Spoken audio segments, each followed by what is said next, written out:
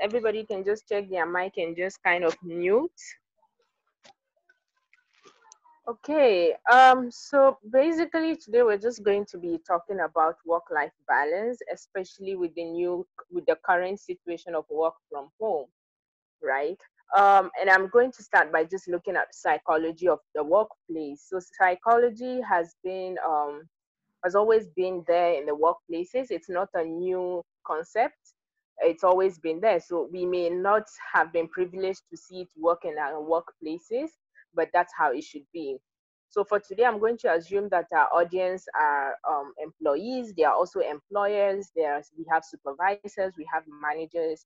We have those who are self-employed, who are looking at employing people. So I'm going to be exploring all of this from the perspective of having this audience.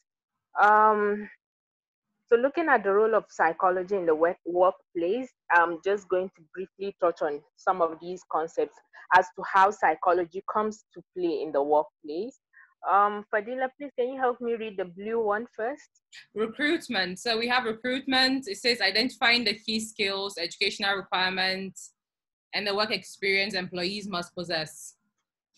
So psychology plays a role here from the beginning in an organization, from the recruitment stage.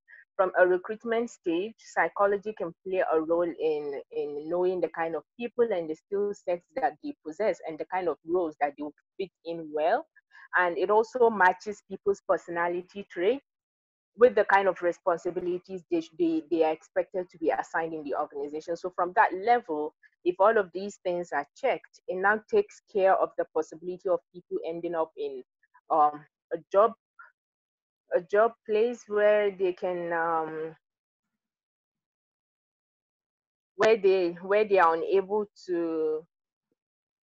Okay, Fadil, I just got your message, so I'm just going to try and look for the image from here. Then you let me know if you can still see me or if I have gone off. Um,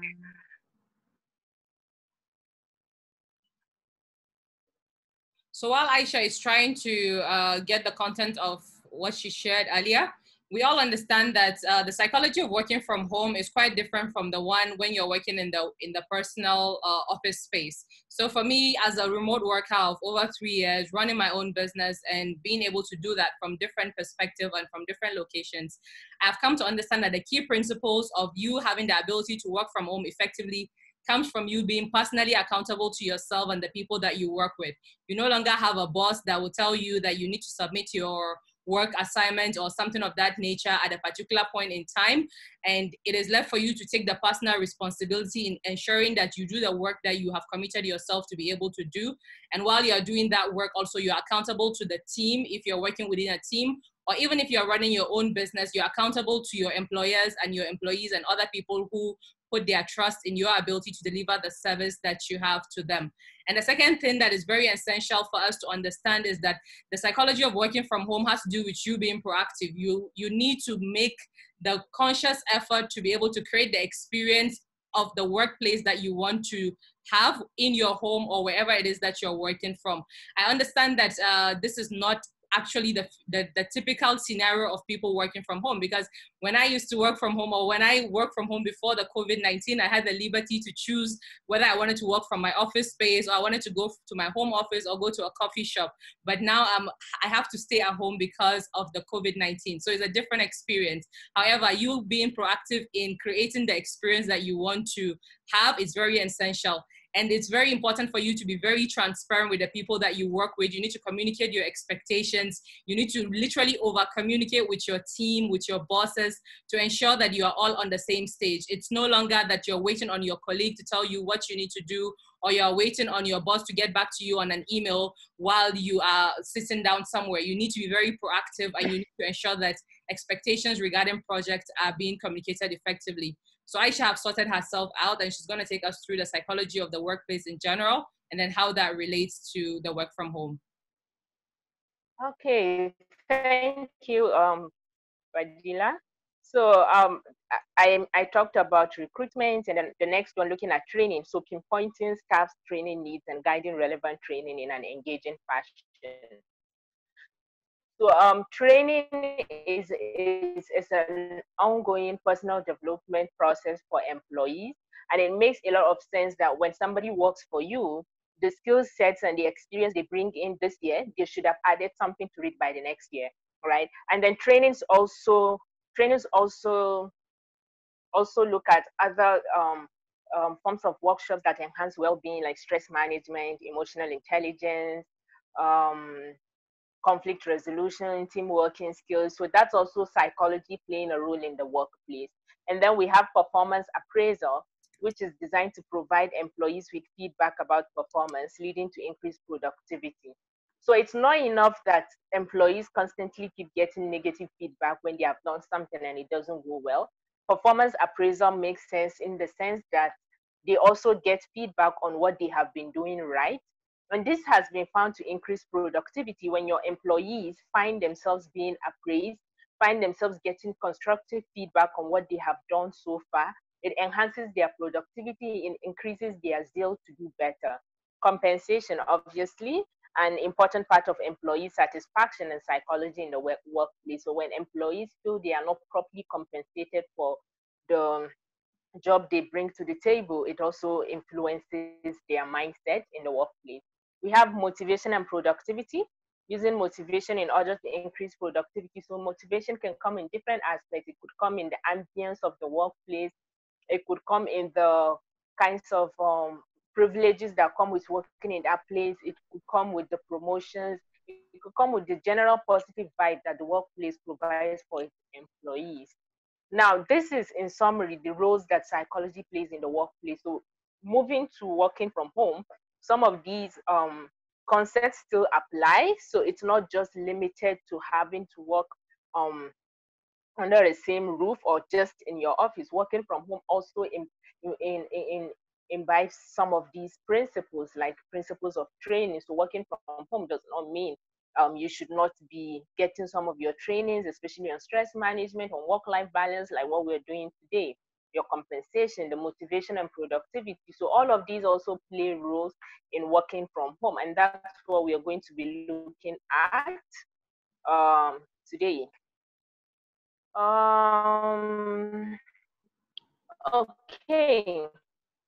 So before we move forward, I wanted to also look at something with everybody. Fadila, I don't know if it's possible to zoom that image.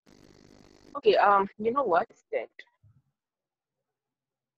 um, I'm not able to zoom in for some reason. I have to escape. yes, Okay. it's okay. It's okay if you're unable to. Can you see that? Oh, that's awesome. Keep Okay. zooming. This is the highest or the maximum zoom it can go. Okay. Is this better? Okay. Okay. It's loading. Okay, I think this is better for those who have good eyesight, but I would still be checking from mine and be reading. So, mindset, it's a concept developed by a psychologist in the name of Carol Dweck, and basically what this is talking about is the mindset that we maintain influences our efforts, influences our behavior, influences our output and our self beliefs. So basically, she was able to divide this into two um, categories: fixed mindset and a growth mindset, right? And the whole summary of this is a growth mindset is what influences positive behavior in you as an individual and what enhances your productivity. However, a fixed mindset is more of the negative side, and it limits and hinders your productivity. Now let's look at what it means for people who have a fixed mindset and a growth mindset, their beliefs. For a fixed mindset, people with fixed mindset believe that skills, intelligence, and talents are natural. So they are just natural. If you don't have it, you don't have it. There is nothing you can do about it. And they also look at failure as shameful and avoid it. They see some people are naturally, to them, some people are naturally good at things while others are not. So, like I said earlier, they just don't see how you can learn a skill or improve on anything as long as you're not born with it. and they also believe they are not in control of their abilities. So something else is controlling their abilities. If they are unable to deliver, that's it. They can't do anything about it. Now, people with growth mindsets are looking at things differently. They believe that you have the capacity to learn and to grow your skills. So even if you're not a born mathematician, you can do something to learn to be a good mathematician. Failure is a valuable lesson, so they see failure as a stepping stone. When failure occurs, instead of dwelling on it and using it to withdraw, they focus on what they can do better to improve the situation. They also look at there are people who are good at something, and they also build on what they think they will need, an ability they think they need, but they may not naturally have it coming easy for them. So they also believe they are in control of their abilities. The more you do and put in effort into it, the better you get. In terms of effort, those with fixed mindsets are okay. Can somebody please mute the background noises? Fadila, please, if you could check who it is and just help mute them once they attend to what they are doing. Okay. So they look at the effort, not necessary or useful. So for somebody with a fixed mindset, they see effort as a negative thing and something you do when you're not that good. So for them, the fact that you're putting in extra effort to get something done, it just means you're not good at it. It just means it's a negative thing. Why should you bother? But for somebody with a growth mindset, they see effort as an important part of the process. So they look at it as an important, a key factor in getting better and getting the job done well. Also, with challenges, those with fixed mindset, they avoid, so they back down and always avoid challenges. For them, challenges that is just taking them out of their comfort zone and they just can't deal with it. With growth mindset, they embrace it, more likely to embrace the challenge and persevere until they are able to get the job done. In terms of mistakes, those who have fixed mindset, they get discouraged when making mistakes and they completely avoid them. Whilst those with growth mindset, they improve, they see mistakes as learning opportunities and look for ways to improve on them. And for feedback, with fixed mindset, whenever they get feedback, they get completely defensive. It becomes, they take it personal, it becomes an attack on their person, and they just never find any criticism or feedback useful. Unlike somebody with a growth mindset, they take feedback as constructive, they appreciate it, and they look forward to learning from it. So having a fixed or growth mindset makes a whole lot of difference in influencing your productivity in your workplace, be it working from home, working in the office, makes a whole lot of difference. And when you're stuck in the fixed mindset, you are stuck between a battle. In a battle you probably wouldn't win because the mindset is already fixed and negative, and that's all you see. Now, to just briefly touch on work-life balance, what it is. So work-life balance basically is striking an equilibrium where an individual gives equal priority to their career and their personal life. So your career doesn't suffer because you're overcompensating for your personal life, or your personal life doesn't suffer because you're over focusing on your career. So there is a balance here. And a balance here does not mean you neglect one to 10 to 1. You just find a way to strike a healthy balance. Basically, that's what work life balance is about. So it looks at career, it looks at family goals, it looks at health, of course, it looks at financial aspect, your your sense of satisfactions and feelings of happiness with your work life. That's what work life balance is looking at. And why do we think work life balance is important? Why is it important? Why is it important for you as an individual, and why is it important for an organization to also take care of work life balance? Because without work life balance, you stand a high risk of burnout, a high risk of burnout, and burnout is an extreme level of stress when you're not unable to meet up with the demands or pressures of your work. So you end up getting extremely stressed, which is burnout. And with burnout, it eventually even leads to physical symptoms. So that's where we hear heart attacks, stroke, diabetes, hypertension.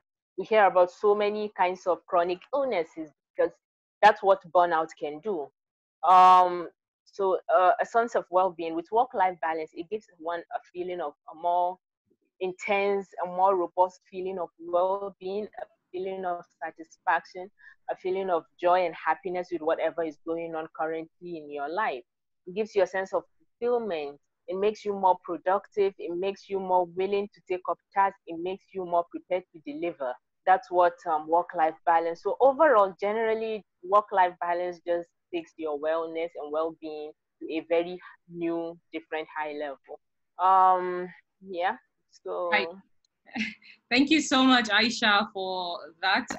In addition to what she said, like from the practical point of view, because I believe that a number of people understand that, okay, we need to be able to have work-life balance. We need to be able to be mindful of the kind of mindset that we have while we are working from home.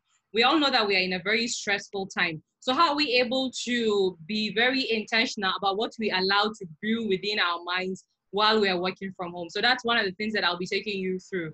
And then also on the perspective, she'll come back later after some of the other speakers have presented to give us some also ideas on how we can be able to strive a balance in our life while we're working from home.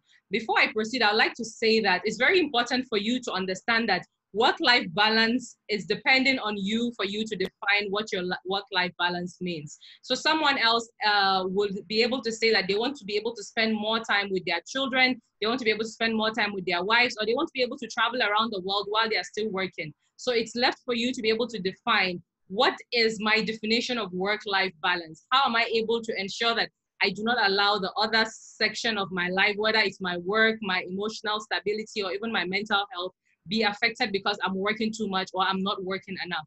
So it's about creating the balance. And that's one of the things that I will be sharing with you under this section. So I think the first thing that is really essential for everyone to do is to have your own mental fitness goals. The same way you have your financial goals, the same way you have your physical goals and your career goals, you need to have a mental fitness goals. So how do you want your mind to operate? From what perspective do you want to operate from? On a daily basis, how do you want to think? Do you want to wake up sluggish every single day, or is your mental fitness goal waking up feeling sharp, motivated, super happy, and ready to go into your life? So it's essential for us, the same way we are setting goals in other aspects of our life, set a goal. Because if you don't have a goal, you don't really even know what you're actually pursuing. So if we're talking about work-life balance, we're talking about the ability of you to have a growth mindset. But if you don't have the goal and you don't make it an intention for you to be able to get to this point, how are you going to get there? So one of the things that I want you to do, if you don't take anything out of this whole webinar, is after this call, literally take a sheet of paper and write down, how do you want to feel in the morning? What kind of energy do you want to exhibit? What kind of energy do you want to attract into your life? And more importantly, remember that you do not attract who you are, but you do not attract what you want, you attract who you are. So start becoming that person whom you want to attract and exhibiting that level of energy that you want to be able to attract. Now, the second thing I wanted to share with you all is the power of affirmations. I just realized that I had a mistake on this slide, but I'll still continue. So you need to have a positive affirmation about your mental well-being, like things like, I feel happy, I am worthy, I am strong, my thoughts are positive, my thoughts manifest my reality, my thoughts are not my weapon, but rather, my thoughts are not destructive, but rather they are progressive. So coming up with the affirmations that really resonate the best with you, it's really important for you to do so. This is the mistake which I said I did, and I'm not ashamed of it. Like I'm not ashamed of this, but this also shows you that, so this is the money mindset affirmation that I personally have, and we shared in one of our webinars. So the same way you have a money mindset affirmation, create your own mental well-being affirmation. We can give you suggestions as to some of the things that you would want to have in that regard while the other speakers are talking. So the next thing that I want to share with you is practical implications and solutions. I came on this call late, 15 minutes late. I'm not proud of it because I normally show up on time all the time, at least for the past 3 years. Earlier on in my career, I was not a timely person. But why did this happen? It happened because I was expecting that there's going to be electricity, and the electricity went down, and I had to literally go downstairs and look for the security man and say, please turn on the generator, even though the other tenants are not asking for that because I have an important call. However, I did a backup internet on my phone and it failed. So this is what I want to talk to you about. Electricity and internet connectivity when you're working from home is going to fail. But what can you be able to do to be able to ensure that you optimize the access to the electricity that you have or the internet that you have while you're working from home. You need to have a power bank, especially for your phone. You need to be able to have the same level of applications or access to your document that you normally work with on both your laptop and on your phone. That way you will be able to work from your phone when you're not able to work from your laptop because the electricity has gone down. You also need to ensure that you are charging and you are also practicing basic energy consumptions attitude, like lowering your, lowering your battery to saver mode. A lot of people don't do this and don't even know that this exists on the laptop. You can do the same. And only use the devices that are essential. Like, don't always be coming online. When you know that you have work to do for 6 hours in the day, minimize the amount of time that you are going on social media, unless of course you're a social media manager in your role, but just use your devices, your data, use the electricity and the power that you have in your phone, because we are all in Africa, at least for the moment. Apart from Kofi, who is on this call, but we all understand that these are things. So turn off your data for applications that you are not using, turn off your notification, it will save you a lot of data. Also, it's very important for you to ask for extra allowance from your employer for internet and for backup. If you don't have, for example, a laptop, you need to ask your employer to give you a laptop if they expect you to work from home. If you have a laptop, you can personally, volunteer to use your laptop or use your device. However, you need to communicate the expectations that you have to your employer and tell them the challenges that you are facing that is not enabling you to work from home very effectively. And also, it is totally okay to define what your work time is. So let's say typically you are a wife or you are a husband and you have a nursing baby at home. You may not be able to work between the hours of, let's say, 7 o'clock in the morning till 12 o'clock in the evening. So if you have an employer that you believe can be able to listen, and even those that you don't think they will listen, communicate to them the challenges that you are facing working from home and redefine your work structure. So if you typically work from X and Y hours, choose W and Y, and then you adjust to your needs.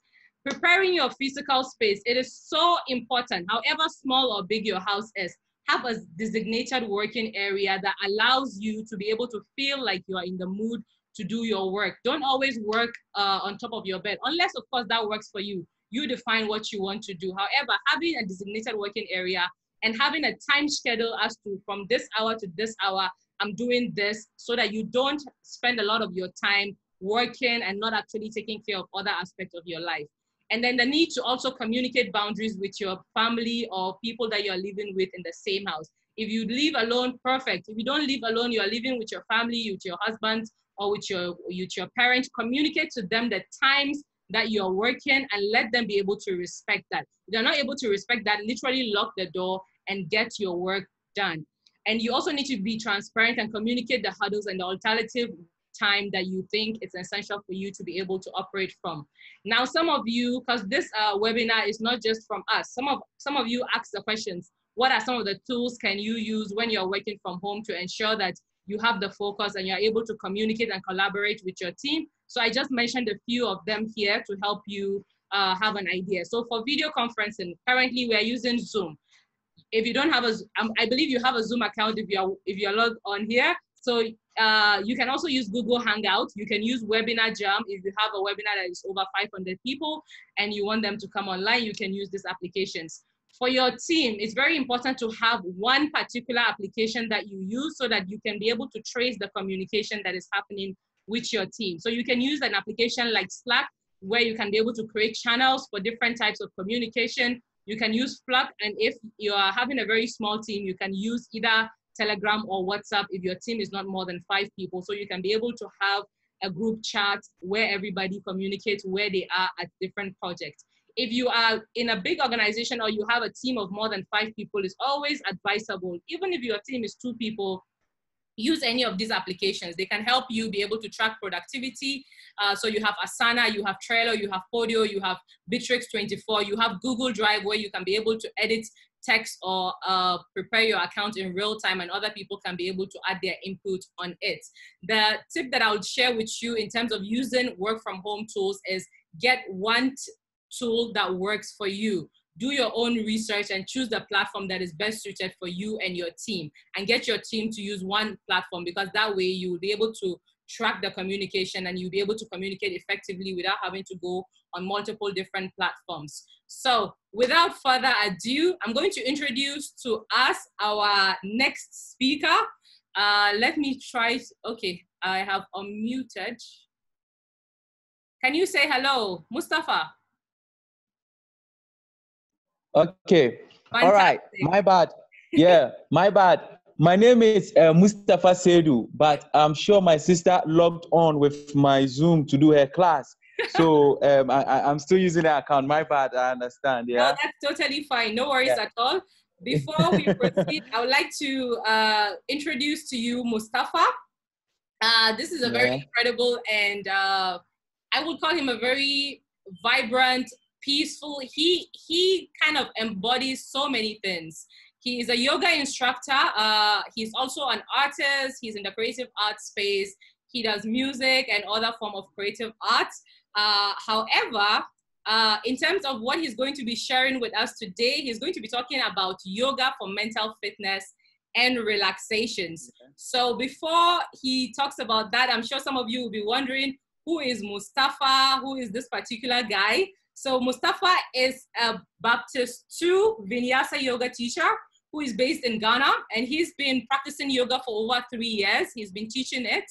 And he's also a performance art graduate whose passion for art is really strong. He's been trained to be an actor, a dancer, a yoga performer, and a singer. So he is a whole package when it comes to creativity, and he seeks to share how you can be able to boost your energy and clarity of mind. And he says so far on his journey, it's been very beneficial for him practicing yoga, as it has enabled him to be able to create a balance between his physical, emotional, and stress mechanisms through the practice of yoga, conscious breathing, and relaxation. So without further ado, there you have Mustafa, and he will take us through this section of the presentation. Thank you. All right. Welcome everybody. Like I introduced myself before. I'm Mustafa, and she did make a whole a whole bio of me. I'm a yoga practitioner. I've been practicing for 6 years, but I've been teaching for 3 years now.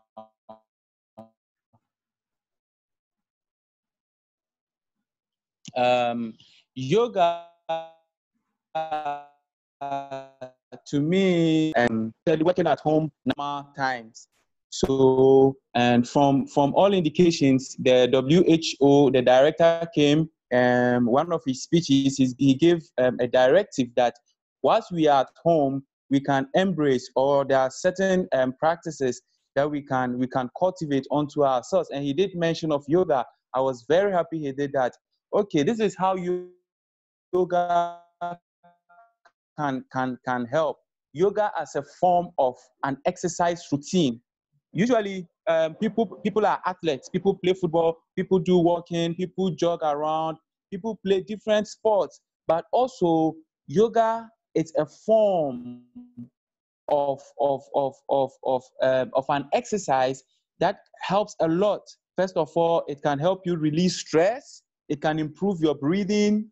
It can boost your immune system, and it can boost your energy as a performer. So for me, being a performer, being a dance person, being a music person, it has been a very good friend of mine. And this is what I want to share with you also on the practice. Working at home, or this time that there is mostly lockdown around Africa, you can take some time out. You can take some time out, say 45 minutes to 1 hour, to come into yourself. This is a time that you devote into your self-improvement. So I recommend that you can do yoga, and everybody can, whether you are an athlete, whether you are old, it doesn't matter. 83 years old people, 90 years old people still can do yoga. It's all about your readiness. It's all about your readiness. It's all about your body goals. Also, whilst we set goals, we set goals for ourselves, we should also be mindful that our physical body is also a very important vessel that we use every day. And that's what shows up for us. You see, so there is a time that you have to pay in some time for yourself. So yoga comes with well-being and mental health, and then also physical health and physical strength. So I don't know how much time I have left, if I can still continue on, or my time is up. No, your time is not up. Fadila. Yesterday when we were having a conversation, you talked about the need to develop the awareness to start. Because a lot of people feel like yoga is some form of spiritual something that perhaps is not, I don't know, is not in line with their religious beliefs. So can you Religion, talk a yeah. little bit about the need for people to be aware that they can start from where they are, and Okay. what do you call it, non-religious aspect of Religious, yoga? yeah. Yes, please. Yeah, I'm brought up a Muslim. I'm coming from a Muslim home, all throughout my life, and since I got into yoga, it hasn't been any spiritual inclined yoga. It hasn't been anything like do this, do that. To. It's all about physicalness. At least the yoga that I practice is called power yoga, and it is all about physicalness. And then you can relate with your mind, with your breathing. You know, the mind needs oxygen. So to boost, in order to boost your mental power, you have techniques. There are techniques that can improve you can send lots of oxygen into your brain, so that there's mental stress. And then when you are able to there are many types of yoga. The physical part that we do is called asana. That's the physical exercises. And there's meditation in yoga called dhyana. So there's meditation, there's yoga asana, and also there's concentrating there on one point. So to talk about also the spiritual aspect of yoga, it is dicey, it is debatable. Everybody has got their own view. So depending on what you believe in, but for me, as I'm here, I'm Muslim. That's what I am. But I do practice yoga, and for me, it has nothing to do with my religion or are there any breaches nor contradictions, if Right. so to say, when it comes to yoga and then my religion. Thank you so much. Lastly, I would like to share something he shared with me last week. He said we need to be able to do away with the psychological barrier of accepting that yoga is a form of strengthening our mental health. For me, I started practicing yoga about a year ago. I took my first class in Mozambique. It was one of the best experiences of my life when it comes to traveling, and not just traveling, being able to get centered with myself.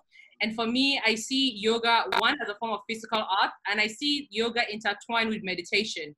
And a friend of mine asked some time ago, she said, what is meditation to you? I said, the ability to find your flow, the ability to find your flow from within. So you need to define how you want to be able to find your flow. Do you want to stare at a bowl of water, which I was doing at a particular point in time because my mind was literally every single place. I wanted to learn how to stay focused, and I started to practice yoga and meditation, and it has helped me tremendously. Even when I'm having a physical engagement or a social or speaking engagement, I try to close my eyes and meditate, or just try to imagine being connected with the true self from within and doing away with any form of external influence that exists. So it's important for you all to know that everybody can do yoga, everybody can be able to meditate, and there are different poses for different people, like Mustafa has shared, and that you are enough and you can start from where you are. So at the end of this presentation, we're also going to share with you some basic resources that you can use on yourself, by yourself from home, and you can be able to practice yoga, you can be able to start meditating, whatever it is that the goal that you have for yourself. So thank you so much, Mustafa, for that. Now we are going to introduce our third speaker. Our third speaker, I will call him. So let me try to admit a few more people on the call. There are a few people trying to join us. Just a moment. Our third speaker, just checking. Okay, yeah. I've added the new people who have just joined us. Welcome to the Mental Wellbeing webinar by Africans Living Fully and Sunrise series. We are currently talking about meditate. We just finished talking about yoga and how yoga can help enhance your mental health. So those of you who have come on the call and have signed up will also get a replay of this. And yeah, for those who have missed some parts. So moving on to the next session of our presentation, I'm going to be introducing a very good friend of mine. His name is Kofi Aduru. He is an artist by all definition. I didn't know what exactly to call him, to be frank with you, because he has different lines of profession within the creative industry. However, one of the things that really stand out for me with this guy is the ability of him to express his art using different mediums. So for formality's sake, which he doesn't like, but I'll still do it. For formality's sake, I'm going to introduce to you Kofi Aduru. He is a creative coder and experience enhancer. Please let me know if you've heard some of these words that I'm speaking before, because before I met this guy, I didn't know that this terminologies actually existed. So he's a creative coder, a performative programmer. He's also a multimedia artist, and he uses code and other tools to build experiences that translate into different forms of art, ranging from videography, coding, poetry, and creative art. He says, my artistic practice is an observation of the world around me that I can put into the artwork in order to relate to or disagree with. Through videography, poetry, and creative coding, I try to highlight the realms of the human performance and the human mind in different scenarios. These situations can be described as social, internal, or even biological, which we face in our everyday lives. Adding music and visuals often help to perceive one's own feelings and to highlight the experience subtitle that makes us human. With a dose of technology, there's an endless range of progress in the human creative endeavor. Before I allow him to speak, I wanted to share with you something really that stood out. He said, with the use of technology today, we can be able to, there's an endless range of progress in human creative endeavor. Now, somebody here on this call may be asking that what does art have to do with mental well-being? And why are we talking about art? And for me, I find that question, before I would have asked that question, but now over the past, I would say 2 to 3 years, I have used art in so many ways that it has helped me therapeutically and mentally to be able to strengthen my mental well-being, to be able to strengthen the clarity that I have for my life, the clarity that I have for the ideas that I have. So I'm going to invite Kofi on here to share with us how we can use creative art. And when I say creative art, he's going to share with you what that means, because that is individual, to use that as a form of enhancing our mental well-being. So Kofi, welcome to the webinar, and the floor is yours. Thank you. Everyone can hear me, I guess, right? Yes. Okay. So to start, how I'm going to explain the art is similar to the things that have already been mentioned through the other conversations in the chat. So first, when we're dealing with the psychology, there was a big emphasis on motivational stage and growth mindset. And when we think of creative art, sometimes people are like, does it have to be good? Will people like it? This is not sometimes the point of art. Sometimes art can be therapeutic. And this goes with the growth mindset, because when you are faced with effort and challenge, every time you condition yourself that it's okay, maybe I might not be the best, but I want to grow, it does help your overall mindset. Right. And while listening to about the yoga, actually one of the best advice I got in my life was actually when I took a yoga class like many years ago, where the yoga teacher said, finding comfort in discomfort is one of the greatest things that humans have always overcome. Because when you think about it, when you work out, in order to grow, your muscles have to be stretched to grow in. In order to gain knowledge, you have to read. Read can be considered a stressor. Once you're able to understand what you do, you're able to apply that knowledge. So the whole point of creative art for mental well-being is that it's not really to create to be good, but sometimes it's to create, because with every aspect, you are able to grow, you're able to reflect. For example, if I tell any of you the color red, no matter what, all of our definitions of the color red are different. If I were to tell you red is happiness, some of you might agree, some of you might disagree. And I think this is hmm?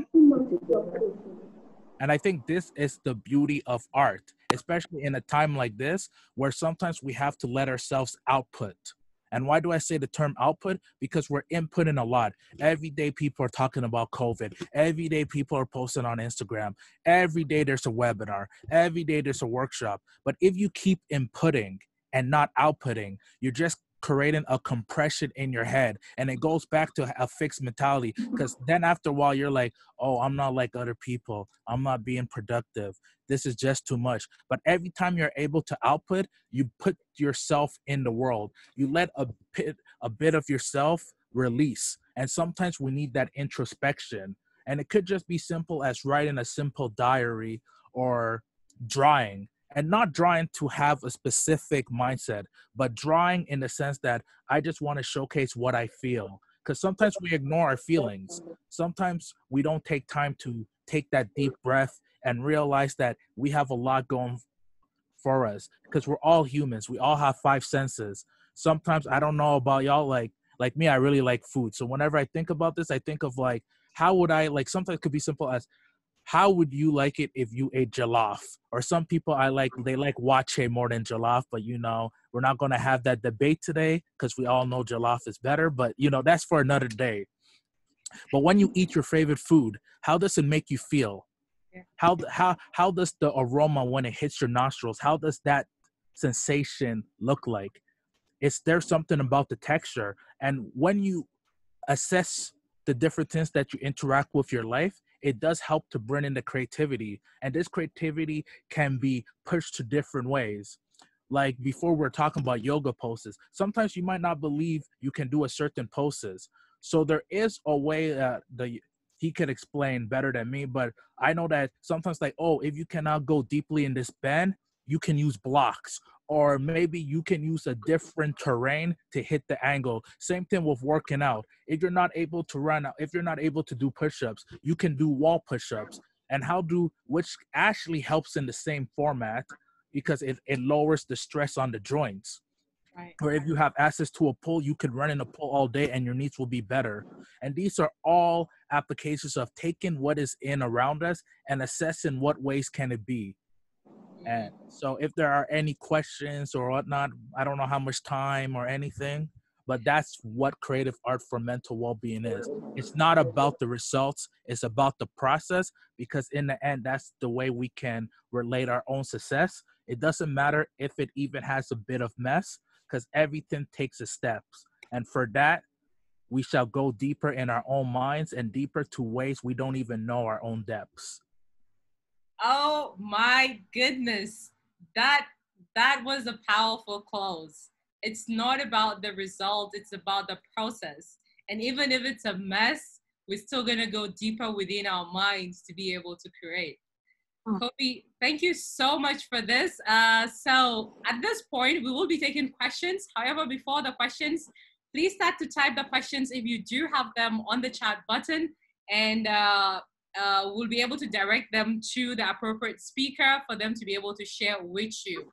Another thing also I would like you all to do, we have about 50 more minutes to go, is if there's anything that you feel like you wanted to hear in this webinar and you've not heard it, please type in the section below so we can be able to address it, because this is not just about us talking to you, but talking and discussing with you on how you can be able to use the different forms of art and be very intentional about your mental well-being. So please start to type in the chat button and we'll be happy to answer. Thank you so much, Kofi, for that very brief and powerful presentation. So moving forward, oh, I didn't even know I had this. So it's so interesting because frankly speaking with y'all, like I just did this, we put this together a few hours before the webinar. So the rule of thumb already applies. Art is subjective. You need to find what makes you flow, and you need to be able to ensure that you really create. You're not just consuming, but you are creating, whether it's in form of writing, video, or whatever it is that makes you think. And then another thing also that I took away is, how can we be more intentional about using the creative art to boost mental fitness, motivation, and work-life balance? And then if you have any practical tips for beginners, Kofi would appreciate if you can share that at this moment. Okay, in beginning. So some simple is key. Like the word less is more is good. So if you like, let's say you want to learn poetry, or let's say like how I did that quick freestyle. It's Right. not about moving in. It's about just being simple. So it could be like, today I ate food. The food was good, and that made me relax. So I had a time to think of my past. That might not be the greatest poem or whatnot, but at least it's a start. And sometimes we get caught up too much in the semantics, too much in the philosophies that it has to be well. Or as you can see with this maintaining the healthy work-life balance, sometimes we think too much about the financial aspect, or if it's too intellectual, when sometimes it's just really about your own spirit and your own emotions and your own environment. Like taking what is around and just write gibberish. Some, like, it could be gibberish. Like, you could write 1 2 3 4 5 6. Right. I see a tree. That is still a poem. Like, no one is going to take away from you of what you did. And I Right. think sometimes when we have these goals, we think too much of the end instead of the process. Because a lot of people, when it comes to social media, a lot of people don't show their failures. A lot of people Right. don't show you their trials. A lot of people don't even let you know that they had someone that was able to pay for them and they were able to go through. People always sometimes do not show the struggle because they want to look good. But Right. everything is a struggle. Everything is a growth. So if you want to paint, just take a stroke, and then sometimes, and also communicate with someone. Have an accountability partner, or have someone that you trust their insight, and then you can go back and forth. Because sometimes our most creative times is when we get out of our own head and start discussing. So if you have a confidant, if you have a friend that you know you can discuss many things, these are ways to promote your Yeah. creativity, because it does add an extra social time. And especially times like this where we are confined and isolate, those little conversations that you took for granted, 2 minutes, 3 minutes, even 55 seconds, can add a lot to your day. So that is some ways to just begin. Talk, just try stuff, watch tutorials, have a word of the day if you like. Yeah. Look around your room and see how you can use that item in 7 different ways if you must. Right. I love what you said about having a word for the day. So every day you wake up with intention and you're like, okay, today it's about my health, or today is about execution, or today it's about, I don't know, wellness. So having a theme of the day, and then using the items that we find around our space in several creative ways, can be able to stimulate our ability to be more mentally fit and motivated to do the things that matter. Awesome. So I'm going to be checking in the sections below. This particular section is just about maintaining a healthy work-life balance, and sharing with you that it's really encompasses the ability for you to look at the various aspects of your life. So your spiritual life, your emotional life, your intellectual ability, your physical, social, and as well as your environmental and financial perspective. And that in itself represents your individual wellness. Aisha, do you want to share a little bit about this before we move on to the last section?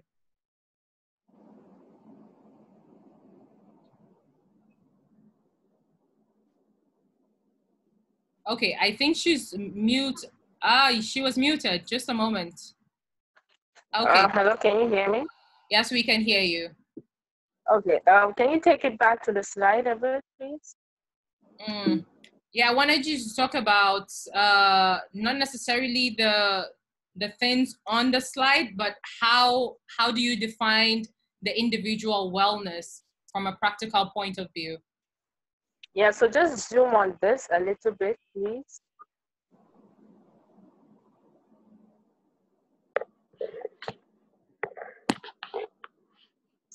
So basically what this is, it's called the wellness wheel. So it's basically looking at some areas of well-being, looking at spiritual aspect, emotional aspect, intellectual, physical, social, environmental, financial, which can also serve as occupational.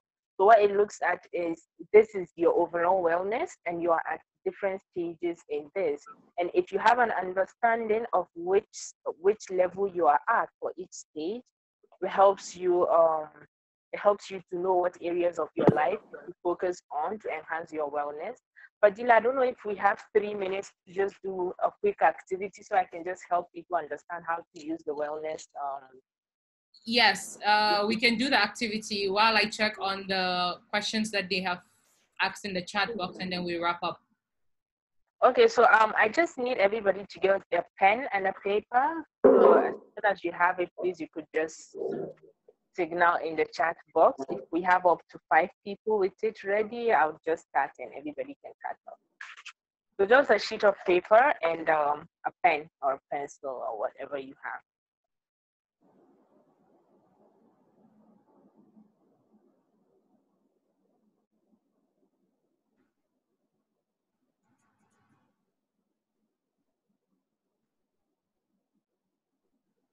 I have mine. Okay. So let's proceed. I think so. Can you guys put the questions in the chat box, or are there no questions? Because I cannot find any questions on the chat box.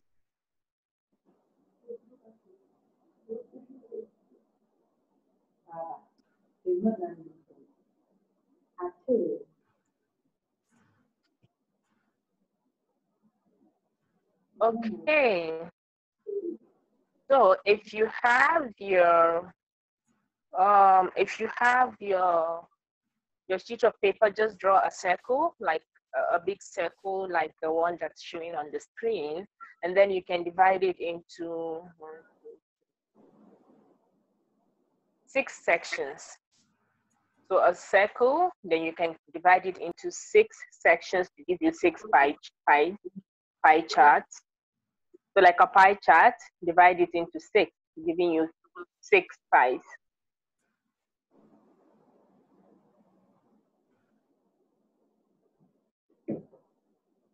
Done.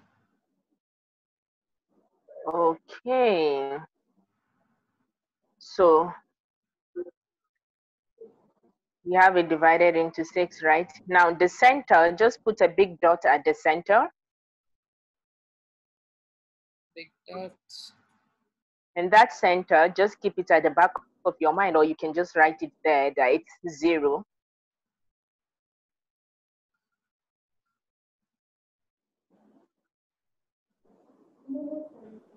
So from 0, we're going to count 0 to 10. So 0 to 10, it keeps going upward. So for each pie, it has its 0, and then as it keeps going up till the end of the top of till the top of the pie, that's 10. So we keep progressing 0, 1, 2, 3, 4, 5. Let me see if I can show what I have here so everybody just has an idea.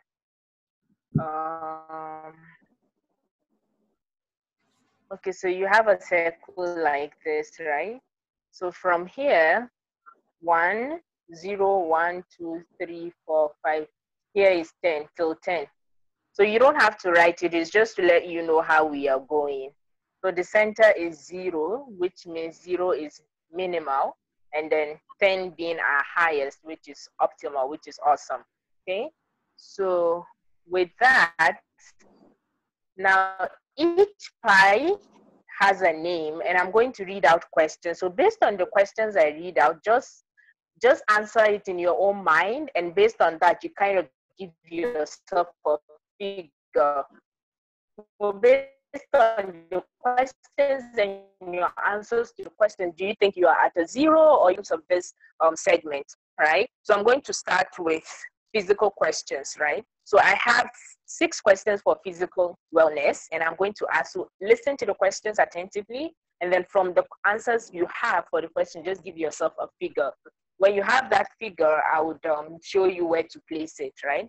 So I eat a balanced nutritional diet regularly. I exercise at least 3 times per week.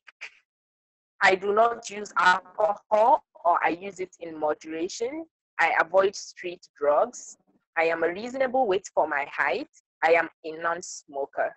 So based on this, how many did you take yes to and no to? So what figure would you give yourself? So I'm repeating them again. I eat a balanced nutritional diet. I exercise at least 3 times per week. I do not use alcohol or I use it in moderation.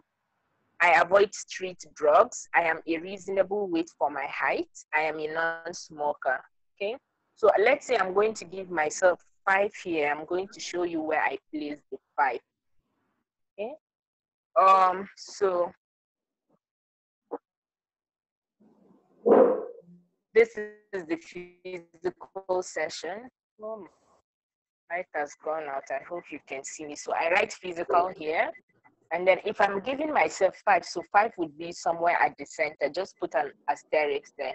So like a star, a small star there. So that's my 5. So I'm estimating 5 from 0 here to the middle is 5. If yours is 3, just estimate where 3 should be. So it's going to be a little bit below the middle. Okay. All right. So moving to the next one. Now this next pie, you're going to name it social. And then the questions you have for social are, I am able to resolve conflict in my life. I am aware of the feelings of others and I can respond appropriately. I have at least 3 people with whom I have a close, trusting relationship with. I am aware of and able to set and respect my own and other people's boundaries. I have a satisfying social interaction with others. I have a sense of belonging and not being isolated. So I'm going to come again. I am able to resolve conflicts in my life. I am aware of the feelings of others and can respond appropriately. I have at least 3 people with whom I have a close, trusting relationship. I am aware of and able to set and respect my own and others' boundaries. I have satisfying social interactions with others. I have a sense of belonging and not being isolated. So with that, if we have titled this one social, right? So where do you find yourself? If 0 is here and then here is 10, where do you find yourself? So let's assume I find myself at a 7. So 7 is a bit above the center. So that's where I'm going to put my mark. Going to the next one is emotional. So I'm going to read out the questions quickly for emotional. I have a sense of fun and laughter. I am able to feel and label my emotions. I express my feelings appropriately. I am able to control or console myself when I am troubled. I have a sense of control in my life and I am able to adapt to change. Others would describe me as emotionally stable. So where do you find yourself? So this is the third one where you name it emotional, right? And then you place your asterisk wherever you think you are. So if I think I'm at a 3, 3 is below the center, so below 5. So you put your asterisk there. And I'm quickly going to the next one, spiritual questions, which is the next 5. I meditate, pray, or engage in some type of growth practice. I have a general sense of serenity. I have faith in a higher power. I have a sense of meaning and purpose in my life. I trust others and I'm able to forgive others and myself and let go. I have principles, ethics, morals that provide a guide for my life. So where do you think you are at in terms of spirituality? So spirituality is not the same as religiosity, because even people who don't believe in organized religion can be spiritual. So at it from that angle. And then the next one, so okay, so you do the same thing. You place your asterisk wherever you think it is. The next one, I'm looking at occupational questions. I have a solid balance between saving for the future and spending for the present. My beliefs and values surrounding money are harmonious with my behavior. So your bank account and your spending attitude, they are in alignment. They are not in discrepancy. what I am doing with work or school has purpose. I use money positively. Example, no gambling or excessive massing of goods. I have a balance of work and other aspects of my life. I have financial plans for the future. So wherever you think you are at, you also name that occupational and then put your asterisks. And the last one, which is the intellectual, I pursue mentally stimulating interests or hobbies. I am generally satisfied with my education or vocation. I have positive thoughts, so you have low degree of negativity. I would describe myself as a lifelong learner. I commit time and energy to professional and self-development.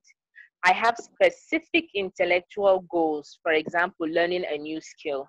Now, that is the last one, and I'm going to, you give yourself a figure and then you let yourself know where you think you fall on this. Now, what are we going to do? Connect the dots. So I'm starting from here. Connect it with a line to the next one, then to the next one, then to the next one, to the next one, to the next one, like that, to give you an idea of your wellness map.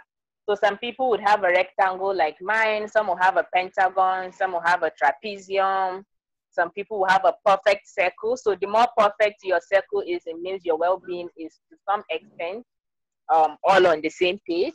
And if it's a circle, your circle, if the line you connect forms a circle that is mostly at the top here, oh gosh, that is mostly at the top here, it means that your level of wellness is quite high. But if you have a shape that looks like something that we are not sure what the name is, and it's somewhere lower here, it means your level of wellness is quite poor. But if you have a circle that goes at the top there, it means your level of wellness is quite high. So for some people, some segments have higher, so which means your wellness level in terms of those segments, those categories are high, but some places may have low. So those are the areas you probably need to focus a little bit more on and give extra attention to. So the parts that are high, good, keep doing what you're doing. For the parts that are low, that's where you need to find ways to improve that. So you can also find this online, the wellness wheel questions, and then try to practice this as much as possible to kind of know where you are at in terms of your level of wellness. And then quickly moving to the next slide because of time, we're looking at tips to maintain a healthy work-life balance, especially with working from home. So I think Fadila, Mustafa, Kofi so far have said a lot about how you can engage yourself physically in terms of creating a very convenient workspace for yourself at home, in terms of yoga, in terms of art, in terms of mindfulness. So those are things I would have mentioned, but it's a good thing that we already have the experts who have touched on that. So that's also very key in enhancing your mental well-being. In fact, they carry the bunch of the weight. And also some few tips: do what you love and then love what you do. So creating a work-life balance begins from being working in a space where you enjoy what you do, where you're satisfied with what you do, happy with your job. So if you're in a workplace where you actually hate what you do, it's quite a hustle to try to maintain a work-life balance. Prioritize your health. So I'm going to give an example with this. There are people that they would be sick, so sick that they have no idea where their head is, and then they are still at the workplace, they are still at the office, and you're wondering, what are you doing? But the reality is, if you're not alive or you get terminally ill, it takes just one day to replace you. It doesn't really take long. So you have to learn to prioritize your health. When you're sick, you have to learn to be able to call in sick. You have to be able to let go and also understand that there are people who can carry out your task in your absence, right? Unplug, often take breaks. So find personal time for yourself. It could be in between tasks, even in your work from home. The fact that you're working from home doesn't mean you don't take your tea break or your lunch break. It doesn't mean you sit consistently from the beginning till the end. There is only so much of screen time that is allowed for humans to tolerate in a healthy capacity. So try to focus on you. Try to do things that keep you engaged and entertained. spend quality time with your loved ones. So spending quality time with the people around us, the people we love, has a way of influencing our mood. So form a positive support network for those of us who live alone, who are unable to be around people, especially with the social distancing. Capitalize on virtual meetings. So if it means calling, if it means video conferencing, try to be in touch with your support network. Um, Set work boundaries. So work boundaries, this is something that a lot of people struggle with. And it's like there is a contest for who spends the longer hours at work. Spending longer hours at work doesn't necessarily make you the most productive person, because what you can achieve within the 7 hours of work, you can actually what you think you're achieving after hours, you can actually achieve it within work hours. You just have to learn to prioritize your activities, organize your tasks. So for a fact that somebody stays 3 hours after work has closed does not mean they're going to really achieve something major that nobody could have achieved within the working hour. So you have to set work boundaries. You have to know that when you have closed down your laptop, you don't go to your bed and then now start checking work email or trying to work on this presentation or that. So there is no boundaries. Your work enters your work life, your personal life. You don't have time for any other thing. All you do, all you breathe, all you think about is work. And then it now affects times where you have to take time for personal things. It now goes into work hours. So try to strike that balance. The last time you do anything work related, stick to it and ensure you don't go beyond that, or you don't make it a routine to take work home. Also set goals and prioritize. So like I mentioned earlier, it's not about the long number of hours that you spend that makes the task qualitative. If you're able to prioritize and set your goals right, you would be able to achieve qualitative work within a set number of time. It's about how you organize your task, the priorities you give to them, how you place everything that influences the quality of the work you produce. Be a support be a supportive team member or a leader. So like I said at the beginning of this, some of us here are probably managers, supervisors. Be a supportive leader. So it's not enough that when employees are trying to maintain a work-life balance and then they have a difficult manager or supervisor, and it all begins with us. So try to be a supportive leader who understands the meaning and the impact of work-life balance on your employees. Because when organizations take work-life balance more serious, it actually helps them cut on costs. So the money they would have spent training new staff that they would be recruiting, when anything happens to the old ones, they end up investing it back into the organization. And when there's work-life balance, it enhances employee productivity, which means they give you their best. So it's actually in the best interest of employers to actually promote work-life balance. Also, develop and practice self-care. So self-care is very important in terms of maintaining a healthy diet, exercising, sleeping well, maintaining sleep hygiene. That we are working from home now doesn't mean your day becomes your night and your night becomes your day. So practice good sleep hygiene techniques, like try as much as possible not to work on your bed. Try to continue to go to bed as early as you used to and stuff like that. Exercise, eat well, engage in your hobbies, the things that you love to do. And a lot of time to do that now, especially working from home. It's a good opportunity to also catch up on all the rest that you've always wanted to. Yes, so that would be all. And Fadila, I would hand over to you. Thank you so much. It's been an amazing time having you all. Aisha, I'd like to thank you for your time and your insights, very valuable. I'd like to thank you, Kofi, for bringing the perspective that we create art wherever it is that we are.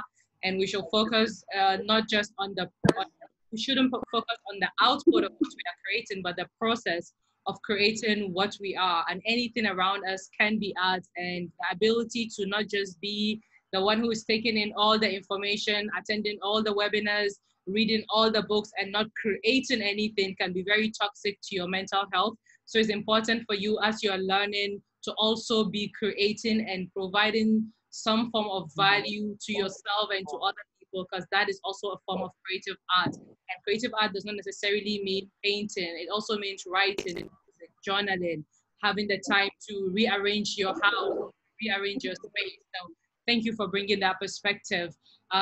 Would not end this without thanking you, Mustafa, for sharing with us why it's important for us to also be very intentional about our physical routine in terms of our physical exercise and how we can use yoga and meditation as a way to improve and boost our mental health as well as well-being. So to wrap up the presentation, these are some apps. Some of you asked in the form when you were filling that you would like to know some apps that you can use in order to enhance your mental well-being. I personally use Calm. I've been using it for over a year and it's priceless. It has guided meditation. It has unguided meditation, open-ended meditation. It has soothing music that can allow you to be able to a session by yourself. The sessions last not more than 15 minutes. You can practice meditation on Calm. It's free. You can upgrade to have access to additional information. There's another app which is very, very good called the 10% Happier. And this one gives you different meditation practices that you can be able to do in the morning, in the afternoon, and when you're coming to work, you're able to listen on your mind, because we know that you need to be intentional about how you want your mental health to be. 7 Cups is also a very good app that you can be able to have access to people to talk to anonymously. So if you're having an issue and you want to talk to somebody, you can go on 7 Cups, you can talk to a therapist, or you can talk to other people. Headspace is also a meditation application. For more information, I would like everybody who has been on this call to do one thing before we go. Take a picture of either where you are at the moment, or a picture of the screen, or a picture of your notes, and tag Africans Living Fully, as well as the Sunshine series on social media, either on Instagram or on Facebook, just to share with us the key takeaway that you have gotten from this particular session. I have not seen any questions, so I assume that questions. We're going to share with you this presentation, as well as I will ask this exercise that she asked us to do, where we can be able to find that, so we can do that when we are less under pressure. I'd like to thank you all for being here with us. Let us know how we can improve the quality of our work. Right here at Africans Living Fully, we seek to be a platform, a community platform, and a media business that brings together Africans from all over the world to redefine what it means to be African living fully, to utilize the digital opportunity that we exist, to be able to create the life that we want with more intention, and to be able to create the career part, be able to create the financial part, be able to be mindful of the way that we live our lives, and to nurture our creativity and be people of value. So if you have any questions related to the work that we do, you can send it to us on social media. Either you send it to us by email, or you just go into our DM. I'll encourage you to follow this community, the Sunshine series, Power Yoga. If you'd like to connect with Kofi, our creative art genius, this is his Instagram handle, LFTaché is a French word. And be sure to connect with us on social media. Now, all of you that have signed up for this webinar are on our mailing list, so we'll be sharing with you from time to time resources that can be of value to you. What we do at Africans Living Fully is not only related to mental health, however, the overall ability of you being intentional in creating the life that you want. So we are very grateful for the partnership with Sunshine Series for this webinar, and we look forward to bringing you more value in the near future. Any of the speakers, if you have any last word, this is the time to share. Thank you, Fadila. I think I forgot to mention something. So at the Sunshine series, we currently have a project going on called the Mind Wheel Project. So it's a free counseling for this COVID-19 period. If you find yourself struggling, or you know anybody who is struggling with their mental health, please check our page. You'll find the details on how to book a session for yourself or for that person. And thank you very much for your audience. Thank you, Fadila, for bringing us together. It was quite engaging, and I think I learned quite a bit of things to practice for myself too. Thank you so much, Kofi. And let me unmute Kofi, as well as Mustafa. Any last words? Just enjoy the process. Enjoy it all the time. Enjoy what your mind comes with and let it grow, let it grow, let it grow. Thank you so much, everybody, and have a beautiful week ahead.